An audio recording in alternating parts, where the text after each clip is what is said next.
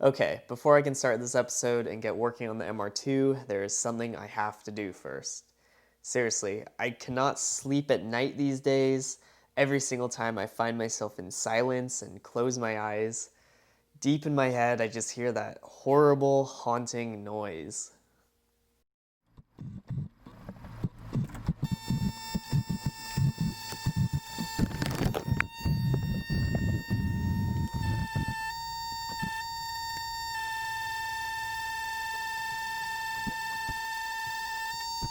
I hate door buzzers, and I especially hate the one on the MR2. What were they actually thinking when they designed this? Yes, I get it, my door is open, but do I deserve to expose my ears to this noise every single time? Luckily, taking this door buzzer out is one of the easiest things to do.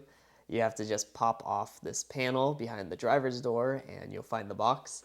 I considered just unplugging it and leaving it in just in case I ever wanted to hook it back up, but then I realized why would I ever want to hook this back up again, so I just unbolted it and threw it out. Bonus weight reduction too, I guess. Anyways, with that nightmare removed from the car, let's get on to some other stuff. Just got back from trading my old wheels for some stock ones. I hosed them down to see what we got. They're in alright shape, but one of the four is much more noticeably beaten up than the others. Lots of worn through paint and scuffs. So I'm gonna sand all of them down and repaint them, probably start on it tomorrow or the next day.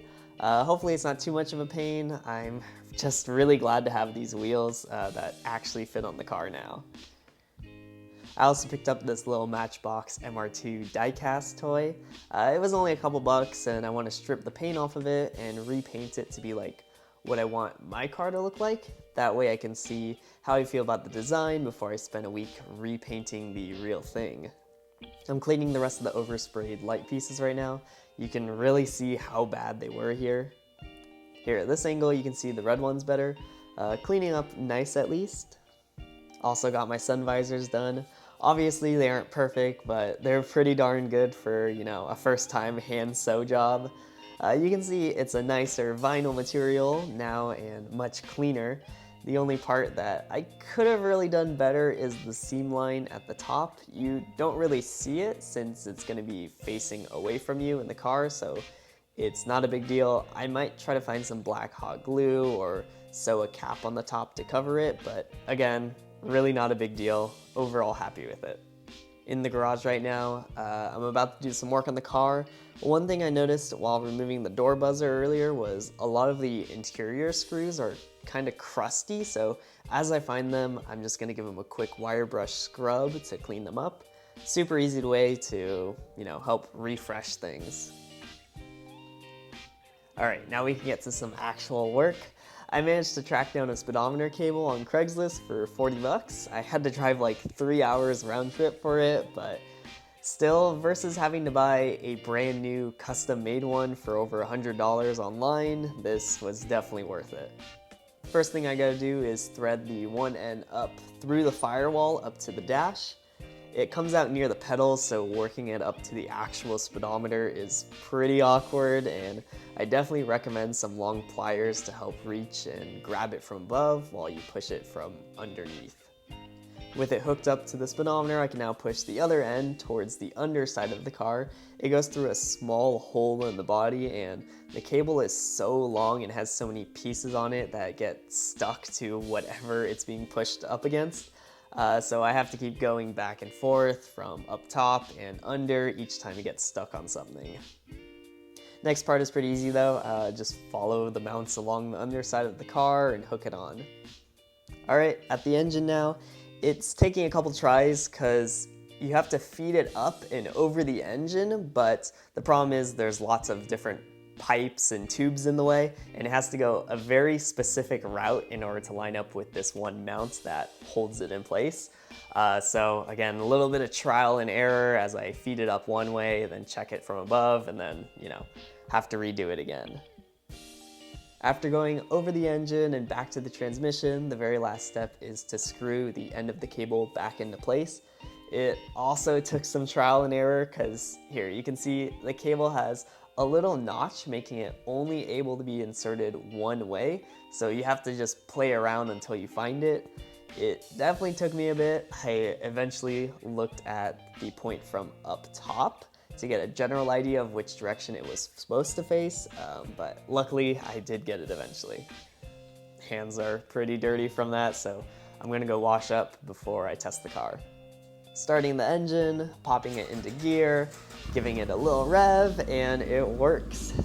You can hear my engine with the straight pipe as well, and the odometer also works now too. I'm really glad to get this fixed because obviously now I can tell how fast I'm going, but also having the odometer is good for tracking maintenance and miles per gallon to make sure there aren't any sudden drastic changes. Also installed my new sun visors. Fit nice and pretty spiffy in there. I also bought a little pin I found on Etsy. I've been thinking of doing a red and white paint job on my car, so it's cool to see this have it. And of course, now we got a nice little spot for it. Ain't that cute? Alright, next thing to do is to get started fixing my parking brake. Not because I plan on parking on hills or anything like that, but so I can initiate some sick snap oversteer drifts. Well, I can see why it doesn't work. I guess we'll take a little look underneath and see how to get these out. Under the car right now, there's the broken piece we just saw. Looks like there's just a couple mounts right there, then one there. And if you actually look way over here, one sec, you can see where they actually hook up to the cable. I'm gonna have to get it through this bracket, it looks like, but again, I should be able to just pop it out of there and then pull it through, I'm hoping. Luckily, pretty easy work. I was able to get them all out without much trouble. It seems online these cables are pretty pricey though, with a new pair being in the $150 range. I found some cheaper generic ones on eBay, which I might try, but I think I'll probably just save up and eventually try to get the legit ones later on. It's not something I need this instant. Only trouble I ran into was the cable was stuck onto this mount, which it had to be removed in order to fit through the little hole on the bracket. I was able to get it off with some force and a screwdriver though. Final part is to remove the tab, pretty easy stuff. I'm just gonna go do the other side right now, probably just off camera. All right, got our mechanical work done for the day. Now it's time to get those wheels looking nice. They ain't terrible, but I might as well make them look nice. Refinishing and painting wheels seems like it's a pretty cheap thing to do yourself, but just a lot of work, so why not give it a crack? The tires on here are all shot as well, and I can't afford new ones for a while, so I might as well restore the wheels. I also don't have the center caps, so I'm thinking of painting the edges, the center, and these crevices a darker color from the rest of the wheel to make things pop more, and so it's less obvious I'm missing the centerpiece. Starting off by cleaning all the wheels, I'm just using a sponge and dish soap, but it doesn't really matter. Now, I was also looking at the back sides of these wheels, and they're all completely just rusted up. It's just surface rust, so I'm taking a wire wheel to it and scraping it all off.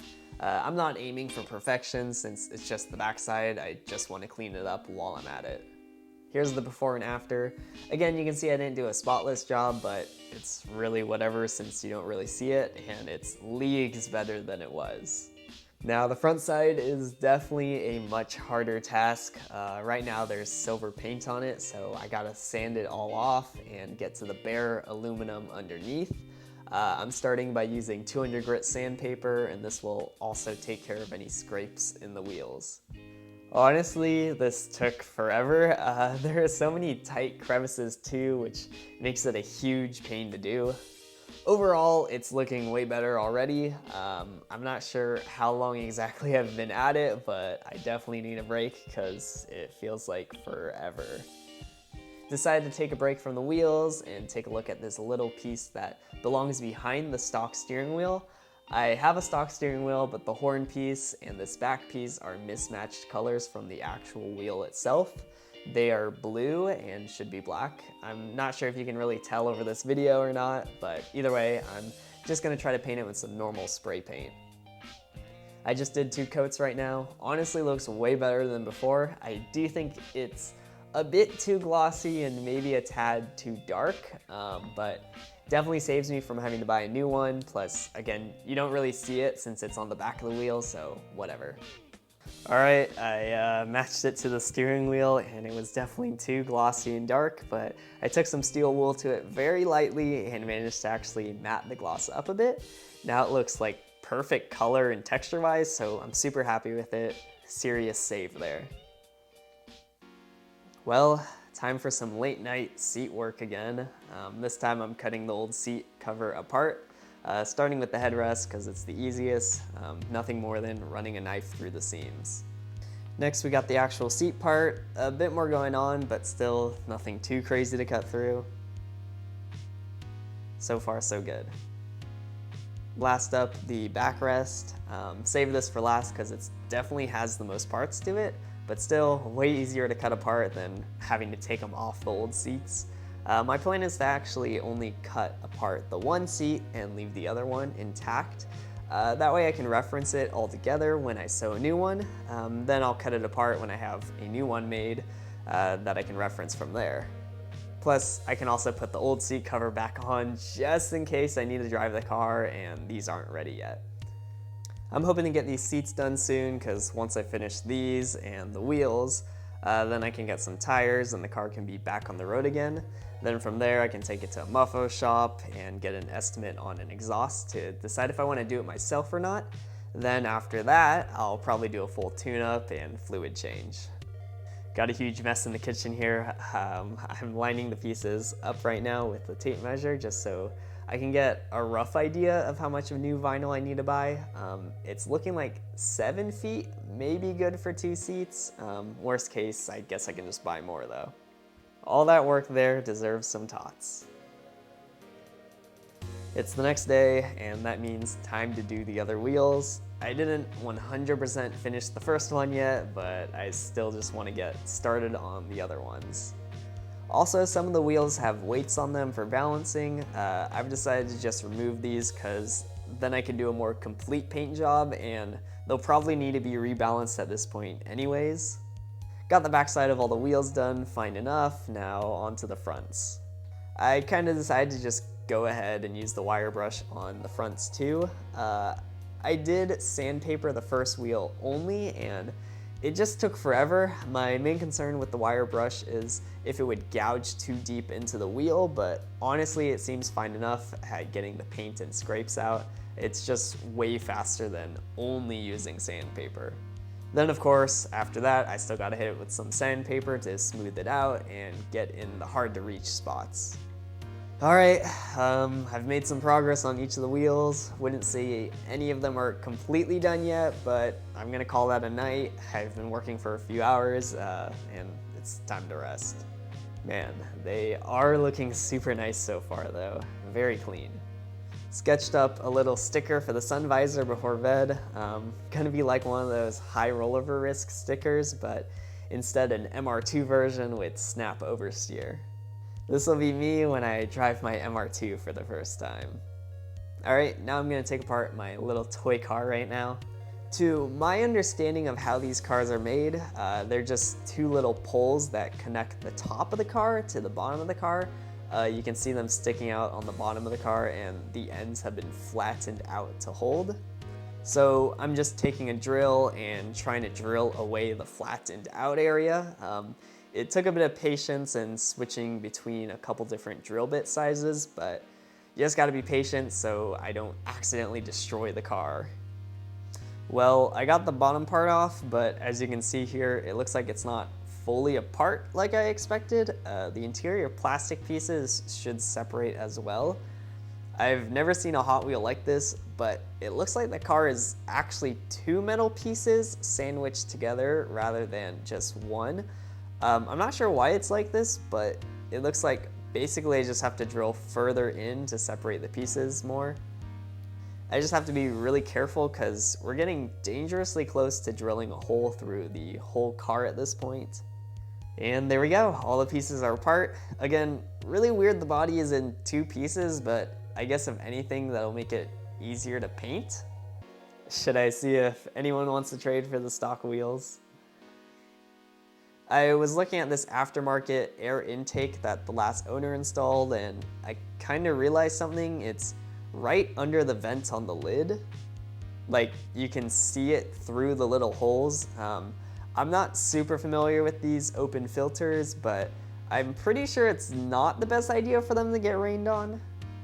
Okay, I came up with a little cheap solution here. I ran out back and found some old roofing material. You can see it covers the air filter pretty well, so I'm just gonna cut it to size and bolt it somewhere in there. It'll be a little homemade rain shield. I'm probably gonna paint it so it looks less like I just bolted a chunk of metal into my engine bay. Also, while I'm at it, I want to take out the old filter and order a new one. I think this is one of those washable ones, but honestly, it looks pretty beat up and gross. All I could think of to cover the intake for now was a little rubber glove. It'll do, I guess. Not gonna lie, I knew sanding these wheels would suck, but it's still sucking a little more than I expected. Using the drill really helps, but getting in those crevices with the sandpaper is just a total pain. I think it'll probably be one more night after this in order for me to wrap them up before I can actually paint. My girlfriend and I are over at her grandma's house right now because she's gonna show me how to use the sewing machine to reupholster my seats. But before we get started on that though, we're just chilling, so I'm gonna work on my sticker. Honestly, I'm doing a pretty quick job on it, but so far it's coming out really cool. If you guys want one, maybe I can order a bunch of them and mail them to my patrons with my monthly letter, or make them for sale or something. I don't know, but not sure if it's something enough people would be interested in. So you guys can see, here's my draft so far. Honestly, really happy with it. I think later I'm gonna change the font and text a bit and tweak the box sizes too, but really cool so far. All right, I got the vinyl, I got the cut pieces. We are ready to go on tracing now. Looking pretty good so far. My guinea pig's doing the final quality assurance check. She's pretty good at inspecting these sort of things. It's the next morning and I just wrapped up tracing the rest of the pieces. One note I will say, now that it's after the fact, is I ended up having to go back and tracing the actual seam lines, because originally I only traced the outermost edges of the fabric. You can get away with doing this, but then when you sew, it's just easier to have the seam line drawn rather than trying to keep an even measurement the whole time, so I definitely recommend that. Got all our pieces now. Oh god, I really hope this works. Lots of cutting now and making a huge mess. It's also really important to label each of your pieces so you know what is what when it's all cut up and piled. Got all the pieces for one seat ready. It's time to sew later. Honestly, I'm kind of nervous. I really hope this all works out, and I hope I even pick something that will look good in the car. Before I sew, I want to try painting my little toy. First thing is just to strip the old paint, which is pretty easy. Look at that, it's just so weird to see it just instantly peel off like that. Way easier than on a real car. Gave the pieces a little rinse and they're actually looking really cool as just bare metal. Honestly, I kind of just want to keep it like this. Okay, I'm speaking from a little after I did this right now, and I have to say I did a pretty bad job painting. I think I just got excited and rushed it, but the paint was not coming out very good, so I decided to just strip it again, and I'll try again later with more patience and precision, especially since I want to do red and white. I gotta plan out how to do it more. On the plus though, I got the rain shield for the air filter cut. And now it's time to get sewing. I did a few test runs on a scrap piece and I think I got the hang of it. It's definitely way faster than when I hand sewed the sun visors, so hopefully this won't take too long. Got the headrest pieces placed on the actual headrest and lined up the seams. Okay, I filmed quite a bit of me sewing the seats, but I just have to come out and say it went pretty terrible. Machine sewing three-dimensional pieces on this scale is pretty difficult to get just right, and on top of that, it's pretty hard to work the huge and very thick vinyl pieces to fit in the small machine.